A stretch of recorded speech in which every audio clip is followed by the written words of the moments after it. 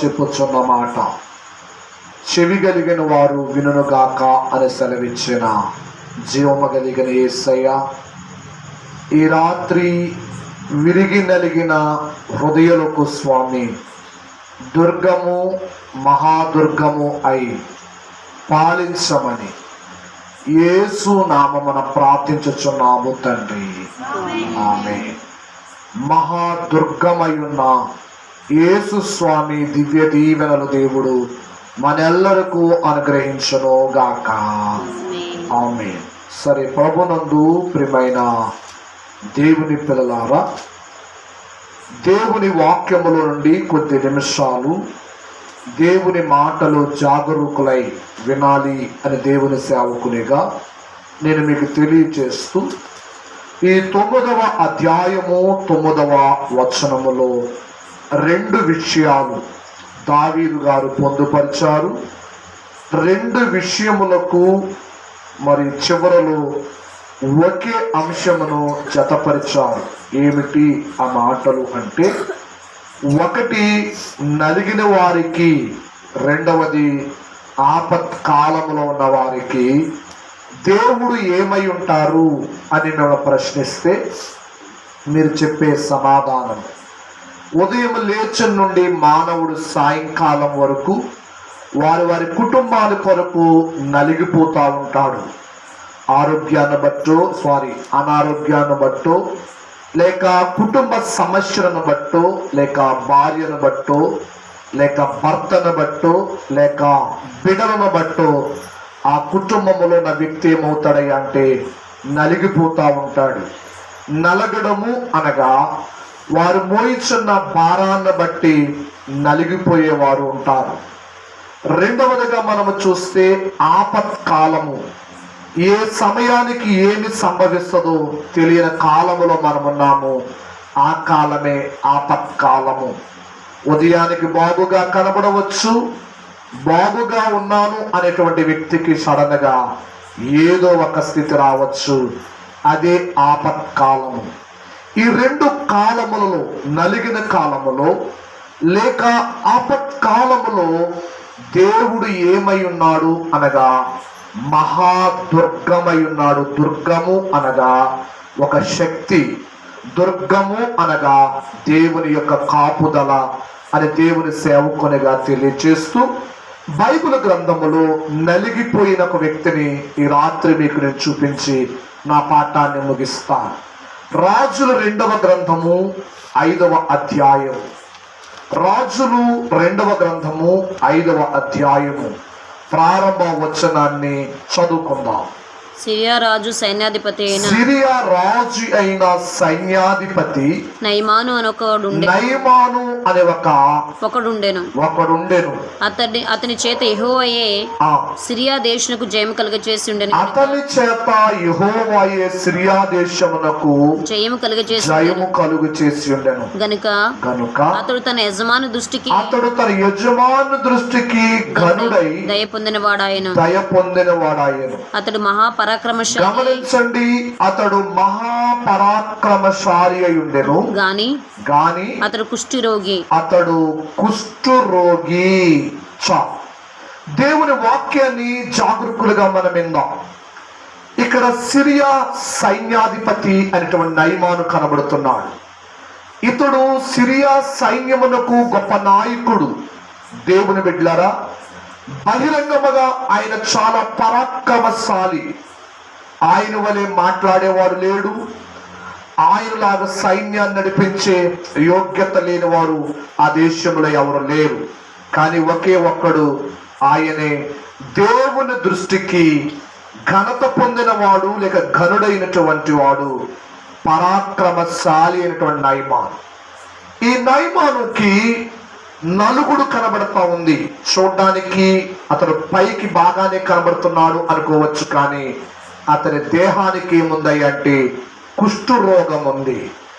ఈరోజు పైకి బాగానే కనబడతా ఉంటారు, కానీ లోపల కుష్టి వ్యాధి కలిగిన వారు చాలా మంది ఉన్నారు.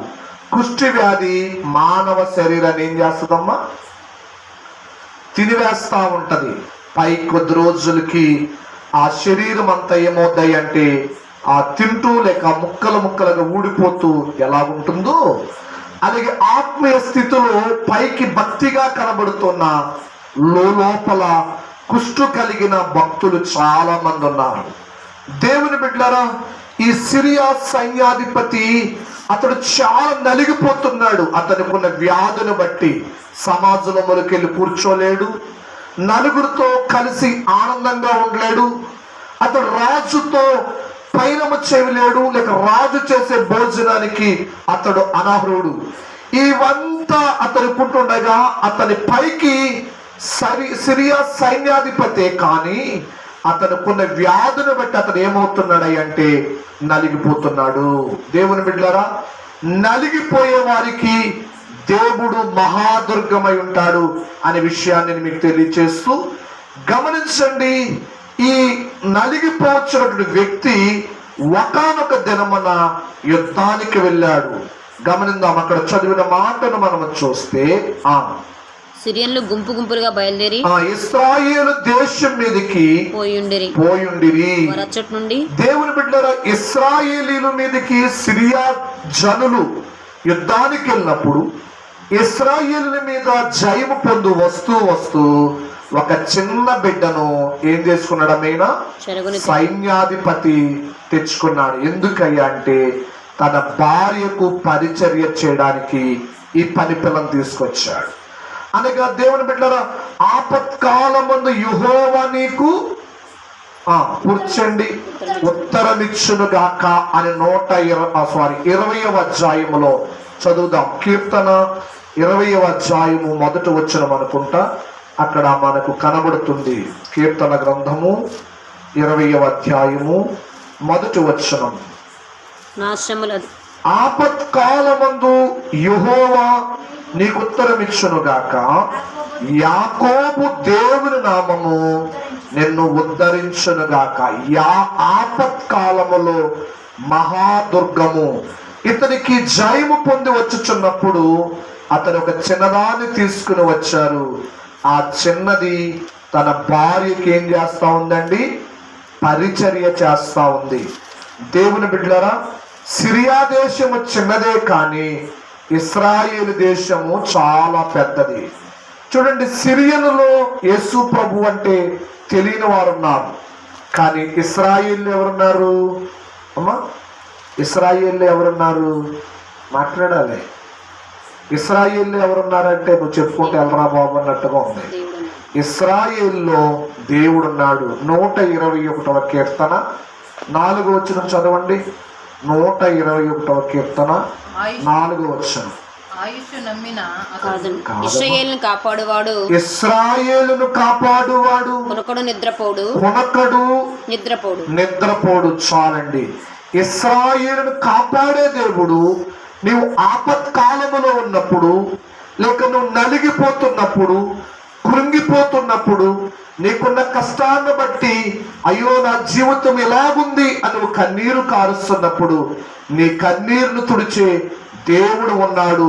ఆయన మహాదుర్గమై ఉన్నాడు అనే విషయాన్ని నీవెన్నటికీ నీ మర్చిపోకూడదు.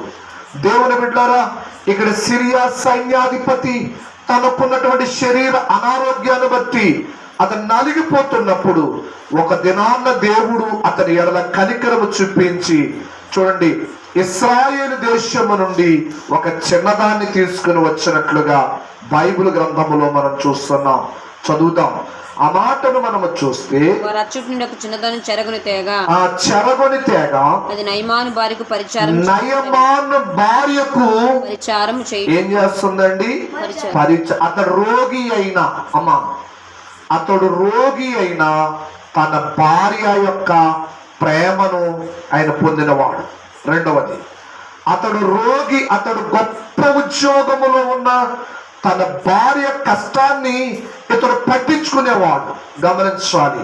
నాకెందుకులే, నా భార్య తిప్పలు పడతానులే అని అనుకోలేదు, కానీ తన భార్యకు పరిచర్య చేయడానికి ఈ చిన్నదాన్ని తీసుకొచ్చినప్పుడు ఈ చిన్నదాని ద్వారా దేవుడు ఏం చెప్తున్నాడో చూద్దాం. అది షోమ్రోనులోనున్న ప్రవక్త దగ్గర నా ఏలినవాడు ఉండవల్లని ప్రవక్త దగ్గర నా ఏలినవాడు ఉండవల్లని నేను ఎంతో కోరుచున్నాను. అతడు నా ఏలినవానికి కలిగిన కుష్ఠరోగమును బాగు చేయనని తన యజమానురాలతో అని నలిగిపోచున్న కుటుంబానికి ఇక్కడ మనం చూస్తే ఒక చిన్న బిడ్డ ఏం చేస్తుంది అంటే మహాదుర్గమయున్న దేవుణ్ణి పరిచయం చేస్తా ఉంది. అమ్మా, నీకెన్నో డబ్బులున్నాయి, లేక వేలాది రూపాయలు నీకు కలిగి ఉన్నావు, కానీ కుటుంబంలో శాంతి లేదు. ఎందుకంటే మన యజమానికి ఏముంది? కుష్టి వ్యాధి ఉంది. ఆ కుష్టి వ్యాధితో అతను నలిగిపోతున్నాడు. పైకి బాగా మాట్లాడుతున్నాడు, పైకి నవ్వుతూనే ఉంటున్నాడు, కానీ లోపల ఏమవుతున్నాడు? నలిగిపోతున్నాడు. ఈ రోజుల్లో పైకి బాగానే కనబడతారు, కానీ లోపల నలిగేవారు ఎంతమందో. కుటుంబ పరిస్థితులను బట్టు, లేక దేవుని బిడ్డలారా వారికి ఉన్నటువంటి బలహీనతలను బట్టు ఎందరో నలిగిపోతున్న వారై ఉన్నారు. నలిగే వారికి రాత్రి చెప్పే సమాధానం లేక ఇచ్చే మాట ఏంటంటే మహాదుర్గమైన యేసు ప్రభు ఉన్నారు అనే సంగతి మర్చిపోకండి. ఇక్కడ చూడండి, ఆ పరిచారకురాలు లేక చిన్న బిడ్డ నయమాను విషయంలో చెప్తున్నప్పుడు ఆమె ఏమందండి అంటే, ఎవరండి ఇవిడి?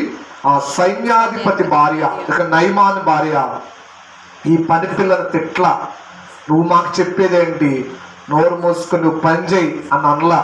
మేము చాలా డబ్బులు ఖర్చు పెట్టాం, చాలా హాస్పిటల్కి వెళ్ళాం, చాలా పెద్ద పెద్దోళ్ళ దగ్గరికి వెళ్ళాం, అవన్నీ చూసొచ్చాం, అయినా తగ్గలేదు అని అనలేదు. కానీ ఆ చిన్న బిడ్డ మాటను తీసుకుని ఏం చేసిందో చూడండి, అక్కడ కనబడుతుంది. రాజు వద్దకు పోయి చెప్పిన మాటలను అతనికి తెలియచేయగా సిరియా రాజు రాజునకు దూత చేత పత్రిక పంపించి, దేవుని బిడ్డరా, చిన్నదాని మాట ఆ భార్య వింది, నయమాను భార్య ఉంది. నయమాను భార్య మాట నయమాను విన్నాడు. వీళ్ళది చాలా పెద్ద కథ. ఈ కుటుంబం నలుగురు గురించి నేను మాట్లాడుతూ చూడండి, అంత ఉన్నా కానీ ఇక్కడ మనం చూస్తా ఉన్నప్పుడు దేవుని బిడ్డలారా 14వ వచనం చదువుకుందాం. 14వ వచనం, అతడు పోయి దైవజనుడు చెప్పినట్లు యొర్దాను నదిలో 7 మార్లు మునగగా అతని దేహము పసిపిల్ల దేహములై అతడు శుద్ధుడాయను. దేవునికి మహిమ కలుగును గాక. ఆపత్కాలములో ఉన్నటువంటి లేక నలిగిపోతున్నటువంటి ఈ నయమానికి ఒక చిన్న బిడ్డ ద్వారా ఒక సందేశం ఇవ్వబడింది. అలానా షోమ్రోను పట్టణములో నా ఏలిన వాని యొక్క ప్రవక్త ఉన్నాడు, అతని పేరు ఎలీషా. అమ్మా, ఎలీషా దగ్గరికి వెళితే మన దానికి యజమానుడు లేక ఈయన బాగుపడతాడు అని చెప్పినప్పుడు చూడండి, ఆ మాటను పట్టుకుని దేవుని బిడ్డలారా వీరు వెళ్ళినప్పుడు అతనికి ఏం చెప్పాడయ్యా అంటే, నీవు యొర్దాను నదిలోనికి వెళ్ళి 7 మార్లు మునుగు. చూసారా, దేవుడు కృప చూపిస్తే ఒక క్షణం చాలండి. అది ఎలాంటి వ్యాధి అయినా, ఎలాంటి కష్టమైనా, ఎలాంటి బాధ అయినా, ఏ బాధతో నువ్వు నలిగిపోతున్నావు ఈ రాత్రి, నీకున్న కష్టం, ఏ కష్టాన్ని బట్టి నువ్వు నలిగిపోతున్నావు, నలిగిపోతున్న నీకు మహాదుర్గమైన యేసయ్య ఉన్నారు అని ఆలోచనలోనికి తీసుకురా. నయమాను నలిగిపోయాడు, కానీ ఒక సమయం వచ్చింది. ఆ సమయంలో ఇశ్రాయేలు చిన్నల ద్వారా దేవుడు ఆమెకు మంచి వర్తమానం ఇచ్చారు. 7 మార్లు యొర్దాను నదిలో మునిగినప్పుడు అతనికి కలిగిన కుష్టు వ్యాధి యావత్తు పోయింది. అలాగే దేవుడు కనికరము చూపిస్తే మనకున్న వ్యాధులైనా, మనకున్న బాధలైనా, మనకున్న సమస్యలైన దేవుడు తీసివేస్తారు. కనుక నువ్వు నలిగిపోతున్న నీవు దేవుని వైపే చూడు, ఆయనలో ప్రార్థన చేయి. అటు భాగ్యము దేవుడు నీకు దయచేయను గాక. ఆమేన్. దయగలిగిన మా తండ్రి, ఈ రాత్రి నీ సన్నిధిలో కూర్చొని మేము ప్రార్థన చేసుకుంటున్నాం. పైకి బలంగా మేము కనబడుతున్నాం, పైకి మేము